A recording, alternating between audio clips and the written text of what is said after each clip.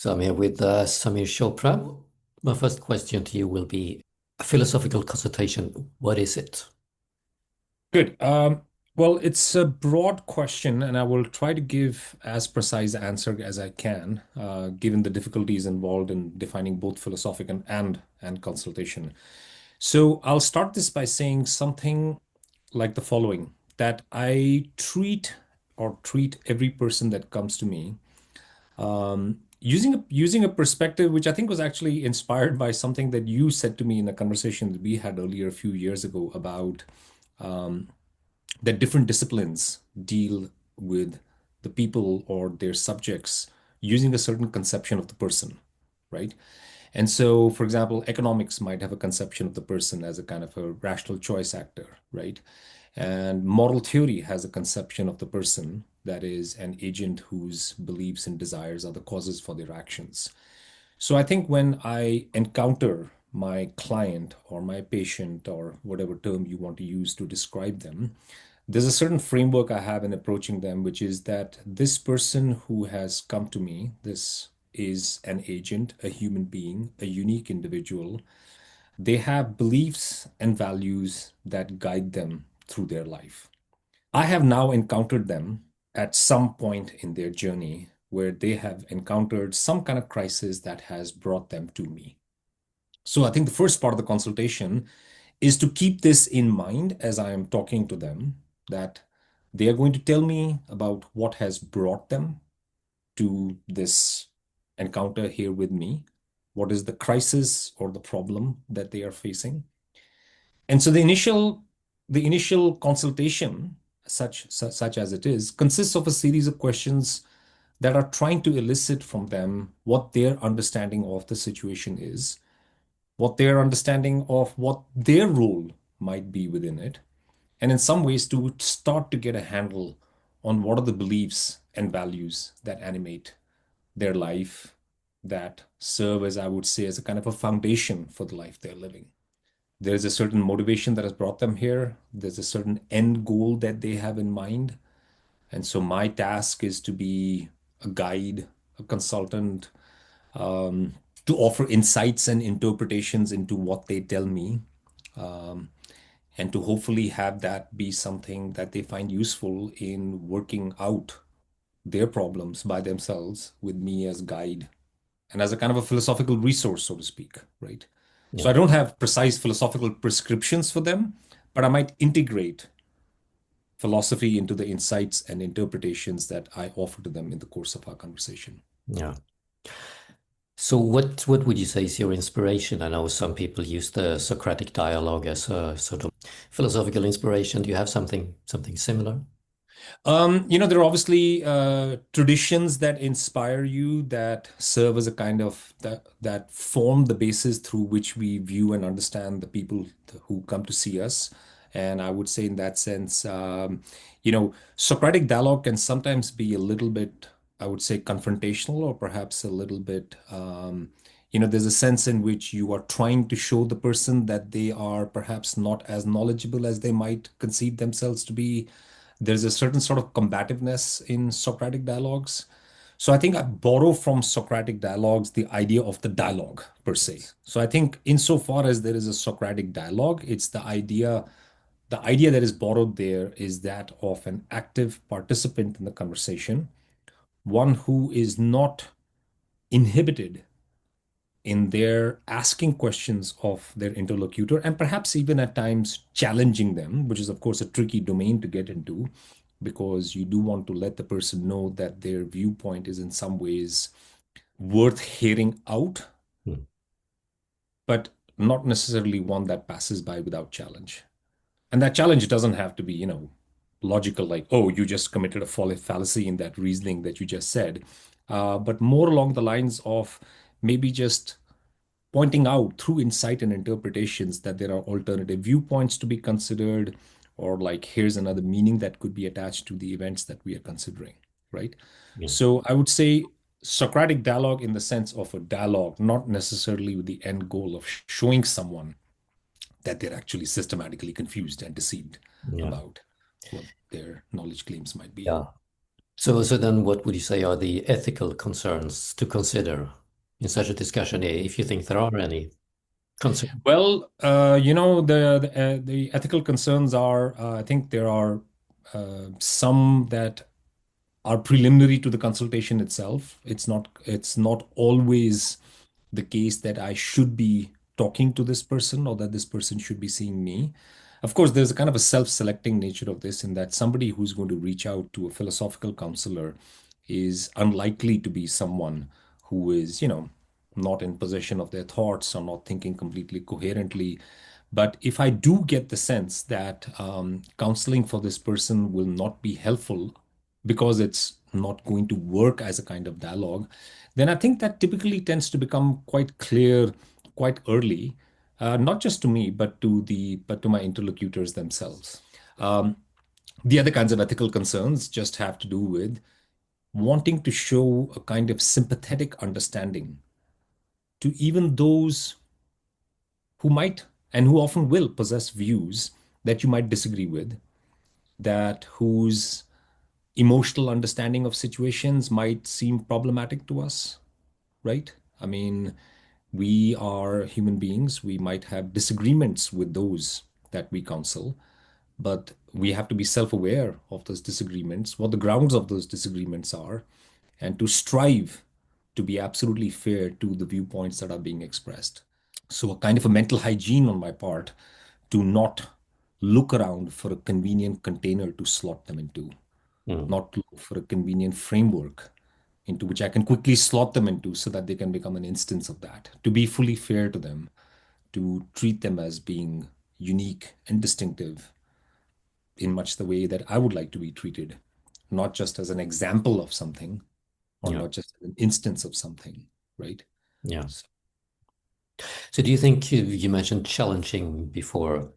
You think it's necessary to have some element of challenging the person in front of you? And if so, how do you square that with the ethical concerns that you were just, yeah, like I said, the word challenge is a very interesting one because it's not so much to be hostile, to be combative, to be confrontational, to tell the person that their view is mistaken. So I would say it falls into the category of the challenges arise within the insights and the interpretations that you offer, right?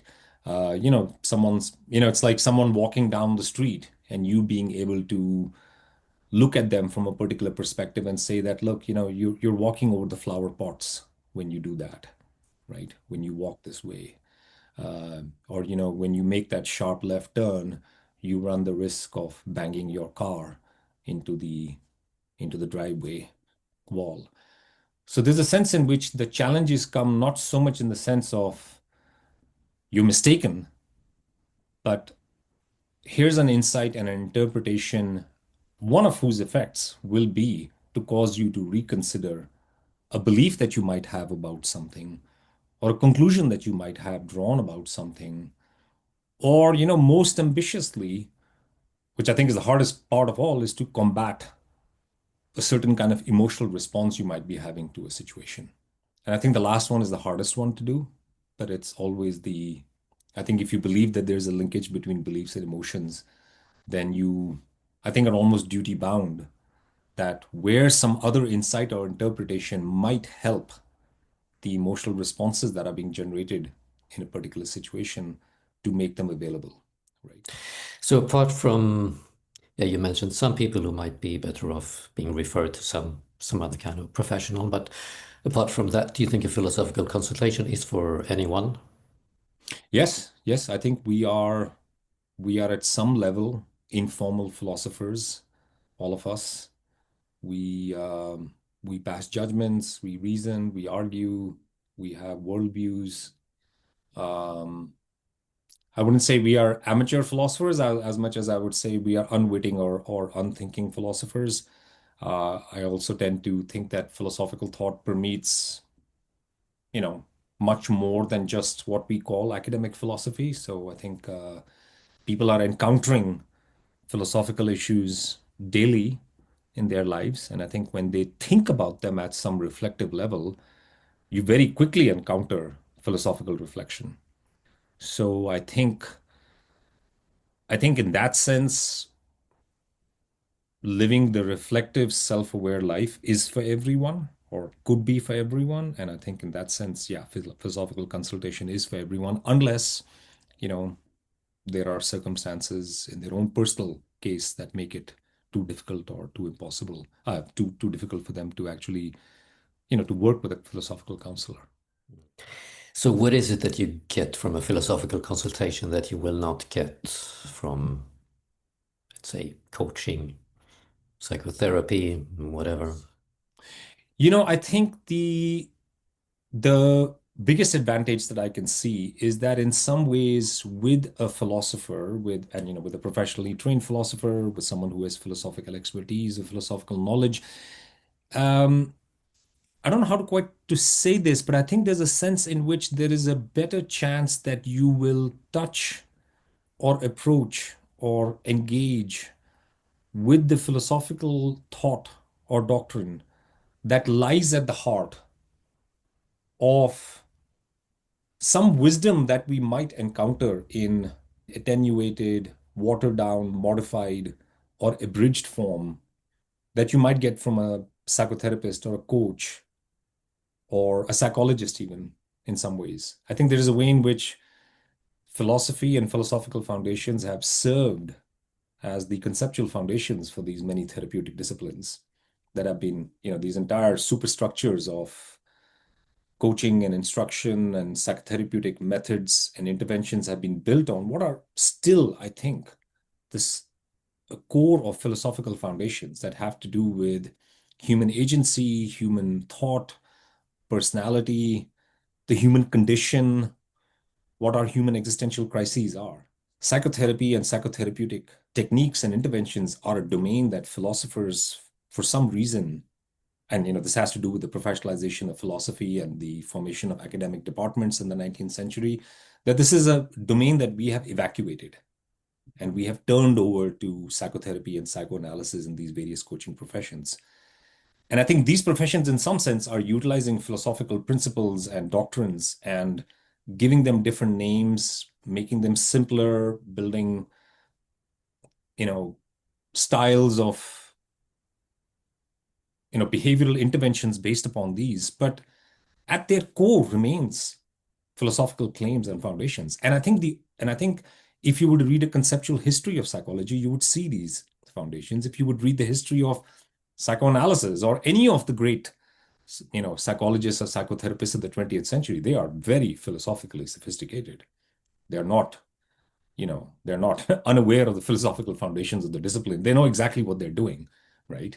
When you read someone like Ernest Becker or Freud or Jung or Winnicott or any of these great psychotherapists, they are very sophisticated philosophical thinkers. So to come back to your original question, I would say your coach or your psychotherapist, if they're philosophically inclined, might give you some of the same work that you will get with a philosopher. But I would say with a philosophical consultant, with a philosopher, you get to the heart of the matter. And I don't want to necessarily compare it by way of saying this is better, this is greater, this is superior.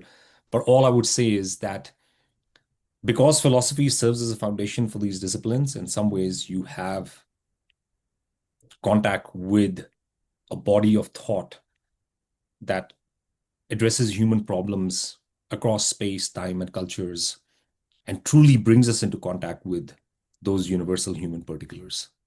Yeah.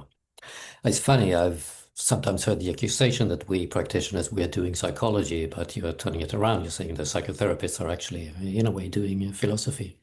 Very much so. Yeah. Very much so. I think that if you take some psychotherapeutic method, intervention, right, and you trace it down to the presuppositions that it's working with, you will find philosophical claims there about agency, memory, rationality, personality, human conflict. There are philosophical claims in there. That's what they're working with. Yeah. You take coaching and, someone says you need to do X, Y, and Z to turn your life around. Why action X? Why action Y? Why action Z? When you pursue it and ask your coach, why are you asking me to take a cold shower every morning, right? Before I do anything else? The answer will lie somewhere in some Nietzschean or some Stoic principle, right? encounter difficulty first, meet the hardest things first, right? Find your true self, make your true self through these challenges. This is all very Nietzschean, right? So I put it to you that what these folks are actually doing is philosophical consultation, very often dressed up in a kind of machinery and dress that is socially acceptable, that is culturally acceptable. So I think in our society, we have certain cultural placements of psychotherapists, coaches, and these things. They have a historical acceptability. Insurance companies find them acceptable. But, if someone has done a MA in psychology and they've done LCSW, if I've read, Plato, Nietzsche, Schopenhauer, and critical theory, that's very good training for dealing with human beings. There's a philosophical standpoint that I have that, what I call ultimate concerns or basement dwellers or these existential issues, that I do think many high level concerns are kind of dressed up, disguised versions of these ultimate concerns that Yeah. make them more palatable for us to process and to understand. I had a book on anxiety come out last year. And there, when I write about Heidegger's understanding of anxiety, there's something very interesting that is present in his views on anxiety is that you kind of get access to this unmediated view of the world, right? You come into contact with the world as it is without human meaning imposed on it, right? And I think human meaning makes this world comprehensible. It also makes it less terrifying. So I think one thing that the ultimate concerns do is so these existential, they bring us into contact with very, very elemental aspects of ourselves. And we need to almost have them dressed up in another clothing in order to look at them in the face. So, and I think because of that, I think very often people can just remain skating around the top level issue, not really get at the basement dweller that is really, really bugging them. So I think it's good to get to that level. What are you really scared of? You know, this fact of life, this basic existential parameter, the finiteness of time, or the fact that you're not going to know what is going to happen tomorrow, the fact that there could be something else happening in this world right now which could kill you tonight, you know, this this kind of very uncertain space that we live in. I think our minds know it at some level, you know, like we're with our wife of 20 years and we feel like she's a stranger. Like, who is this person? Our child is a stranger, right? These are very, very basic parameters of the world, but we don't like always dealing with them, you know? So they're too scary to look at directly, so we disguise them as more safer or superficial questions, which Yeah. need to be easier to deal with. What should I study in college? Who should my partner be? I mean, these are still pretty existential questions, but they're easier questions than my asking, like, what the fuck am I supposed to be doing for the next 70 years? Yeah. I have no idea. I don't even know what all of this is. Well, people are telling me that I should go here, read these books, do this, do that. I'll kind of follow along. But every once in a while, I'm like, what is all this? You know? Seriously, what is all this? What is all this if I'm just going to die at the end of all of this? What is the point of all of this? I mean, it's really quite perplexing. And it's okay, fine, I don't have time. Let's just go to work. I have to pay the electricity bill, or my kid is crying at me, and I need to go take care of it. But it's there. It's there. So I think if we can confront it, it's probably more honest in some ways, Yeah. you know? So then would you say philosophical consultation is a form of therapy? Or you Yes, I would say in some ways, if you think about the etymology of the term psychotherapy, which is basically soul healing, psyche for soul, therapy for healing, then psychotherapists are soul healers, and soul healers are what philosophers are referred to in all the great ancient philosophical traditions, the Greek, the Asian. Philosophers are soul healers, aiming to bring our souls into consonance and harmony with the universe. We are out of whack. We are disjoint from the universe. We are lost. We are alienated. How do we find our way back? Philosophy is the art, the technique, the science, if you want to, make a nod to modern acknowledgement of science, of bringing about such a harmony, right? So yeah, so I think philosophy is the original psychotherapy in that sense. I would say it's the original psychotherapy, and that the problems, precisely by virtue of being as old as they are, as universal as they are, they're the hardest ones. I always say the reason that philosophy doesn't make progress is because all the questions that could be answered easily have been taken on by other disciplines. And philosophy is just left with the hardest ones, right? If I want to answer the question of what's that bright light in the sky, I'm going to start doing astronomy. But that's a question that philosophers used to ask. So now it's left with these tough questions, and people think we don't make progress. But that's just because we're dealing with genuinely hard questions, Okay. right? So anything you would like to add? Something we didn't bring up that you want to mention? Not every person that I talk to, or not every client that I talks to, lets philosophical consultations go in the way that we might have from our elevated and lofty perch. People's lives are messy, they're difficult, they bring their full difficulty into our lives. And so we, as philosophical counselors or consultants, we respond to what is in front of us, right? And any conversation is a dance between two people, right? Pushing, pulling, tugging, guiding. So there's a model of philosophical consultation I presented to you today. And of course, every single person that I see produces a different kind of philosophical consultation from me because they're different. So the model I've described today doesn't map onto anything I do in my practice exactly. But there's a family resemblance across all the consultations that I do that Yeah. might be calling in parts of this. Yeah. Thanks for asking those questions. Makes me think a little more about what I do on a day-to-day basis. So thanks. Yeah. Oh, thank you.